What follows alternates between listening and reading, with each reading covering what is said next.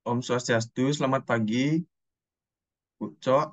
Kami dari kelompok 4 dari kelas A3 izin mempresentasikan teori arsitektur abad tengah 2. Sebelum kami mempresentasikan teori tersebut, ada baiknya kita memperkenalkan diri terlebih dahulu. Yang pertama ada saya Iketut Wahyudi Aksuma dengan NIM 106. Yang kedua ada Amade Bayu Pranaditya Atmaja dengan NIM 009. Yang ketiga ada Ikadek Tino Suteja dengan NIM 097. Yang berikutnya ada Iketut Kusuma Wardana Mantra Karowista dengan NIM 125. Yang terakhir ada Ketut Wahyu Aditya Putra dengan NIM 122. Berikut adalah topik pembahasan dari presentasi kami. Selanjutnya akan dilanjutkan oleh teman saya. Arsitektur Renaissance.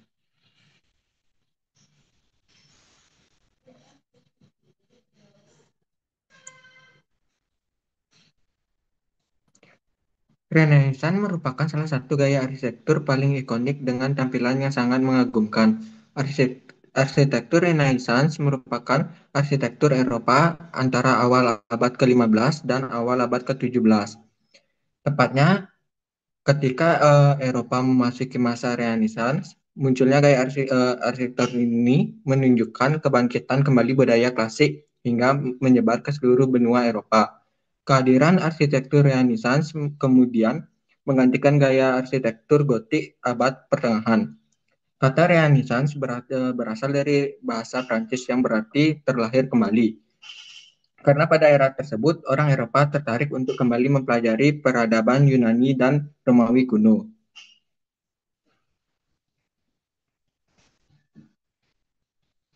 Lanjut. Karakteristik arsitektur Renaissance. Yang pertama itu ada denah bangunan. Denah bangunan Renaissance memiliki tampilan persegi dan simetris di mana proporsinya didasarkan pada sebuah kisi. Yang kedua itu ada fasad. Fasad dari bangunan dengan arsitektur Renaissance dibuat secara simetris di sekitar sumbu vertikal bangunannya. Yang ketiga itu ada kolom dan pilar arsitektur ini dengan menggunakan kolom sebagai pondasi bangunan dan pilar sebagai elemen dekoratifnya. Yang keempat itu ada lengkung. Bangunan Renaissance menggunakan lengkungan yang digunakan sebagai jalan penghubung antara ruang. Yang kelima itu ada kubah. Bangunan Renaissance yang menggunakan kubah adalah bangunan-bangunan berukuran besar seperti gereja. Yang keenam itu ada langit-langit. Bagian langit-langit dari bangunan Renaissance umumnya dihiasi dengan lukisan seperti yang sering digunakan pada langit-langit gereja pada era tersebut. Yang ketujuh itu ada pintu. Bagian pintu biasanya memiliki ambang persegi yang dapat dipasang pada lengkungan atau bentuk persegi dengan tambahan pendimen di atasnya. Yang ke-8 itu ada jendela. Mirip dengan pintu, jendela bangunan Renaissance biasanya dipasang pada lengkungan dan bentuknya mengikuti lengkungan tersebut atau juga menggunakan pendimen.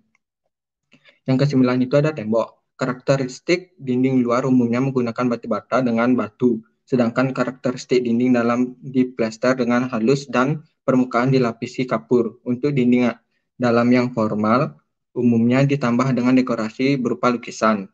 Yang ke-10 itu ada detail. Salah satu karakteristik dominan dari arsitektur Renaissance ada detailnya yang sangat kaya. Berikutnya akan dijelaskan oleh teman saya, Danan.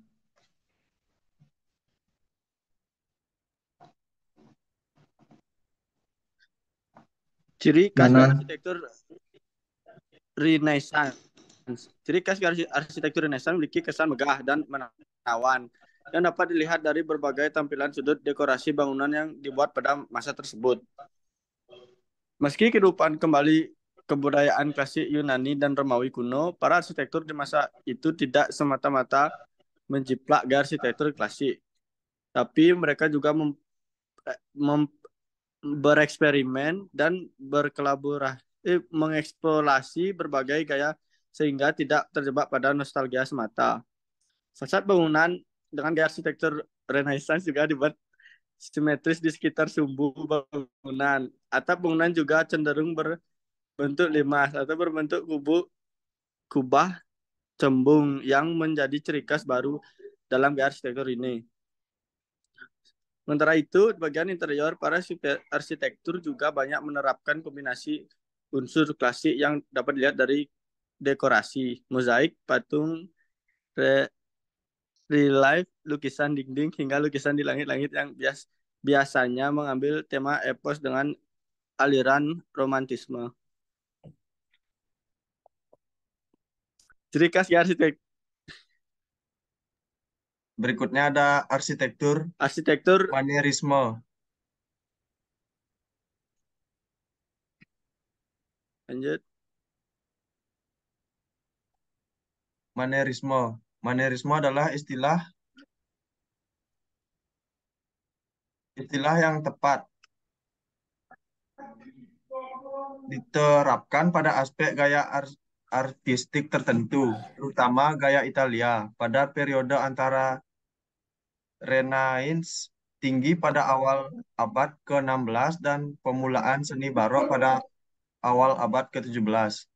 Sejak dekade ketiga abad ke-16, ketegangan politik dan agama meletus hebat di Italia, khususnya di Roma, yang dijarah pada tahun 1527 oleh pasukan Kekaisaran Charles V. Aliran Bramante dan Raphael yang menghasilkan gaya Renaissance tinggi tersebar di seluruh Italia ketika para seniman melarikan diri dari Roma yang hancur. Menarisme muncul dan mendominasi di beberapa daerah sehingga akhir abad ke-16. Ketika gaya barok berkembang, Menarisme bertentangan dengan banyak prinsip Hex Renaissance.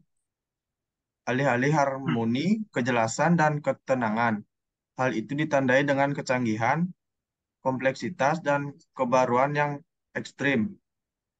Arsitek manieris tidak kalah tertariknya pada arsitektur klasik kuno dibandingkan pendahuluannya. Namun mereka menemukan kualitas lain dalam arsitektur Romawi kuno untuk dieksploitasi. Faktanya mereka seringkali memperlihatkan pengetahuan yang lebih luas tentang zaman kuno yang dibandingkan para seniman sebelumnya. Berikutnya ada karakteristik arsitektur manierisme. Karakteristik bentuk bangunan dari manierisme hampir simetris dan meskipun kerangka betonnya secara umum ringan, karakter konvensionalnya cukup tegas. Blok utama ditopang oleh sayap mengapit dan sebuah aula tengah yang menjulang melalui dua lantai dan dilintasi oleh poros tambahan. Membentuk skema yang sederhana, seimbang, dan pada dasarnya berbentuk salib. Secara eksternal, kemunculan karakteristik gerakan terkendali dan keanggunan rasional ini tampaknya mengundang apresiasi dalam istilah neoklasik. Yang berikutnya, di balik temboknya, keberadaan tangga yang berlanjut ke lantai 2 menyebabkan bertambahnya ketinggian yang agak memisahkan bagian bangunan ini dari bagian lainnya. Dan ketinggian ini berdampak pada perbedaan yang jelas dan nyata dengan masa di belakangnya, yang jika dilihat sekilas tampaknya hampir tidak ada hubungannya. Kualitasnya yang ringkas dan bersudut asing bagi susunan balok yang melengkung, dan bentuk yang eksklusif, bujur sangkar, dan mandiri. Tampaknya menyangkal jenis komposisi piramidal yang menampakkan dirinya dari taman. Berikutnya akan dilanjutkan oleh teman saya, Danan.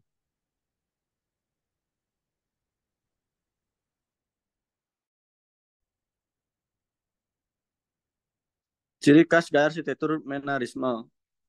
Tatanan klasik terbatas pada lantai dasar bangunan. 3 lantai teratas memiliki rancangan batu tiruan yang terbuat dari batu bata yang dilapisi dengan plesteran.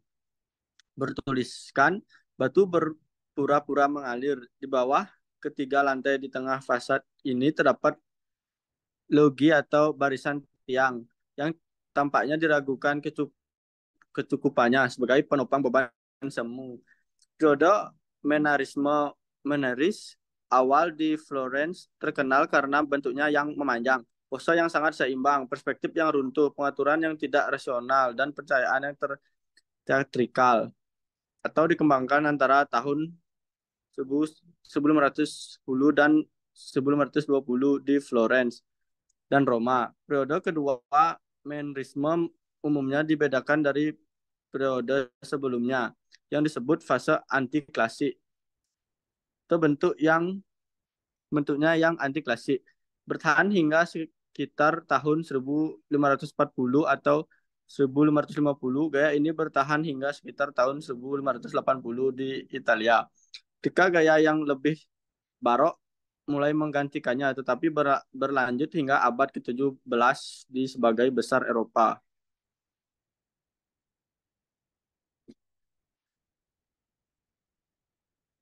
Arsitektur barok.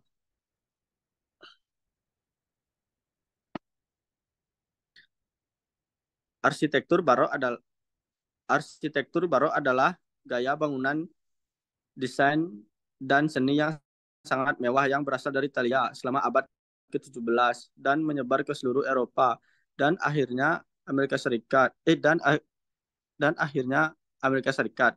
Arsitektur ditandai dengan bentuk yang sangat detail, marmer, dekorasi skala besar, dan warna yang cerah. Gaya barok dimaksudkan untuk mewakili kemuliaan Gereja Katolik Roma. Lukisan dan pahatan dalam gaya barok menjadi aspek integral bangunan di Italia dan di seluruh Eropa Barat. Arsitek memandang struktur seperti gereja sebagai pahatan besar dibandingkan dengan kotak dengan dinding persegi dan bentuk bangunan tradisional.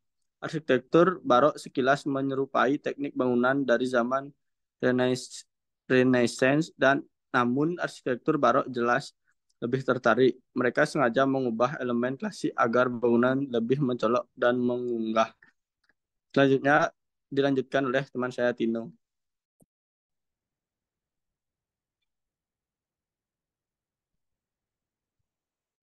Yaitu ada karakteristik arsitektur barok. Membedakan gaya arsitektur pada menjadi tantangan, terutama jika pembangunan membangun bentuk dari gaya yang berbeda. Cari elemen-elemen kunci ini dalam arsitektur barok. Salah satu ciri yang sering dijumpai pada bangunan dengan gaya barok adalah memiliki kubah besar, umumnya diposisikan di tengah-tengah bangunan. Gaya desain ini juga memiliki detail yang rumit sehingga membuat sebuah ruangan tampak lebih mewah namun tetap memiliki nuansa yang sakral. Next.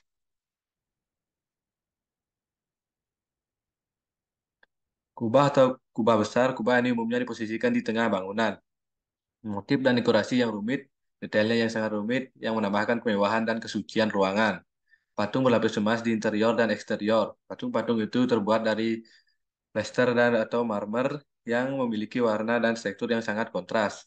Fitur yang menarik perhatian. Ini mungkin termasuk dinding melengkung, langit-langit yang dicat, langit-langit berkubah, kolom, patung, lengkungan, relung air mancur, gelungan, dan lain-lain. Banyak dari elemen ini memberikan kesan gerak yang dikenal sebagai dinamis. Atap miring gana. Elemen atap ini adalah ciri utama arsitektur barok Prancis dan digabungkan di banyak kastil atau rumah pedesaan. Motif dan detail yang rumit menjadi ciri khas bangunan pada masa barok. Tampilan interior ruangan diisi dengan hiasan patung, marmer dengan warna tembaga emas dan perak, ditambah dengan permainan tekstur yang atraktif untuk bagian dinding. Gaya melengkung dengan dekorasi lukisan dinding menjadi bagian yang tak terpisahkan dari desain ini. Pilar, lengkungan, air mancur, sedimen rusak, dan lainnya menjadi elemen pelengkap yang khas. Berikutnya akan dijelaskan oleh teman saya Uta. Arsitektur Rokoko.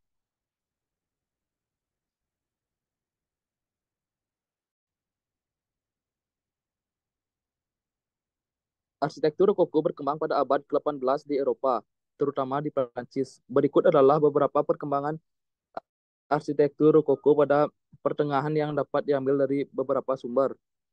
1. Perkembangan dari arsitektur barok. Arsitektur rokoko merupakan perkembangan lanjut dari arsitektur barok, di mana gaya ini lebih anggun dan rumit dari arsitektur barok yang lebih berornamen dan berkesan kokoh sederhana. 2. Penggunaan semen yang lebih ringan. Arsitektur rokoko dikenal dengan pengguna semen yang lebih ringan dan pucat dibandingkan dengan gaya barok yang cenderung gelap. Dekorasi yang asimetris. Arsitektur rokoko menekankan pada dekorasi yang asimetris, memberikan sentuhan yang unik dan menarik pada bangunan. 4. Dominasi warna pastel. Warna-warna yang dominan dalam arsitektur rokoko adalah warna-warna pastel, memberikan kesan yang lembut dan elegan. 5. Peningkatan struktur bangunan. Arsitektur rokoko membawa perubahan besar pada pembangunan gedung-gedung, memberi penekanan pada hal-hal bersifat pribadi dibandingkan suasana publik terbuka yang agung dari arsitektur barok. Juga meningkatkan struktur bangunan untuk menciptakan lingkungan yang lebih sehat. 6. Penggunaan elemen dekoratif yang mengejutkan. Gaya ini sering menggunakan elemen dekoratif yang mengejutkan, seperti patung-patung kecil, ornamen, atau lukisan-lukisan kecil, menciptakan suasana yang hidup dan penuh kejutan. 7. Bentuk lekukan yang elegan. Arsitektur rokoko menampilkan bentuk-bentuk lekukan yang anggun dan elegan, memberikan kesan ringan dan indah. 8. Sangat dekoratif dan teatrikal. Arsitektur rokoko menampilkan gaya yang sangat dekoratif dan teatrikal. 9. Menekankan pada bagian interior dan seni dekoratif. Arsitektur rokoko tekanan pada bagian interior dan seni dekoratif. 10. Lebih anggun dan rumit dari arsitektur barok. Arsitektur rokoko terkesan ringan, lebih anggun dan merupakan versi rumit dan dari arsitektur barok yang lebih berornamen dan berkesan kokoh sederhana.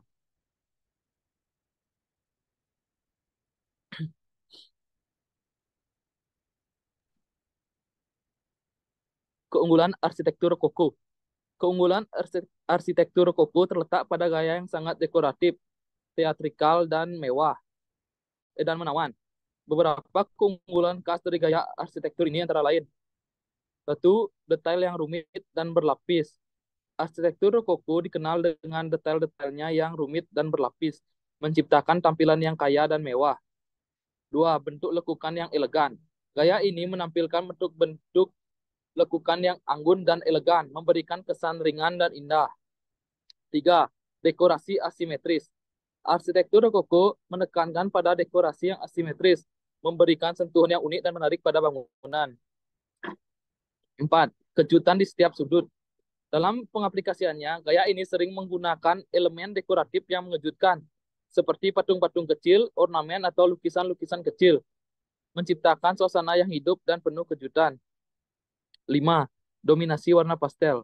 Warna-warna yang dominan dalam arsitektur rokoko adalah warna-warna pastel, memberikan kesan yang lembut dan elegan. 6. Penggunaan semen. Arsitektur rokoko juga dikenal dengan penggunaan semen yang lebih ringan dan pucat dibandingkan dengan gaya barok yang cenderung gelap. Keunggulan-keunggulan ini menjadikan arsitektur rokoko menjadi pilihan yang populer untuk bangunan-bangunan istana, gereja, dan rumah-rumah mewah pada masanya. Gaya ini mencerminkan kelestarian, kemewahan, dan keindahan yang dihargai oleh masyarakat kelas atas di Eropa pada abad ke-18.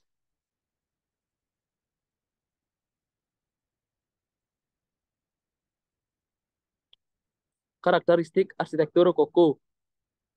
1. Bentuk lekukan yang elegan. Arsitektur rokoko menampilkan bentuk-bentuk lekukan yang anggun dan elegan, memberikan kesan ringan dan indah. 2. Kejutan di setiap sudut. Dia ini sering menggunakan elemen dekoratif yang mengejutkan, seperti patung-patung kecil, ornamen, atau lukisan-lukisan kecil, menciptakan suasana yang hidup dan penuh kejutan. 3. Penggunaan semen. Arsitektur rokoko dikenal dengan penggunaan semen yang lebih ringan dan pucat dibandingkan dengan gaya barok yang cenderung gelap. 4. Dominasi warna pastel. Warna-warna yang dominan dalam arsitektur koko adalah warna-warna pastel memberikan kesan yang lembut dan elegan. 5. Dekorasi asimetris.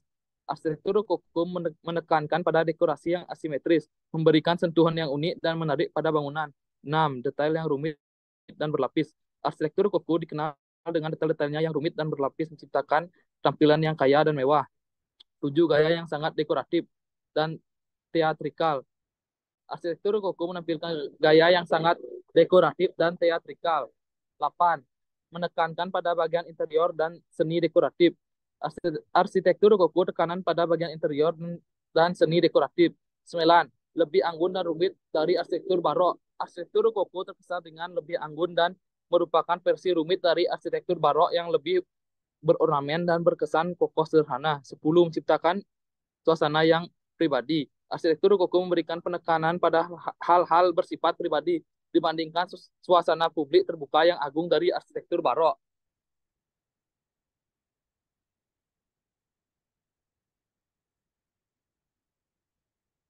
Next.